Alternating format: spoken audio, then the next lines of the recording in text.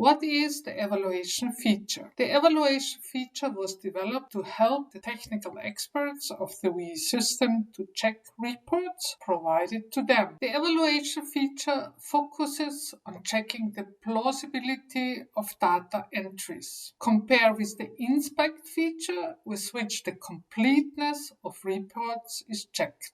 The evaluation does not replace the individual detailed check of reports, so you may also find individual controller remarks in your reports. Relevant aspects of the evaluation feature are: only combinations used in your reports are shown. Only entries with all key fields filled in or chosen are shown. Other ones, like missing data inputs, are covered by the normal auto-inspection.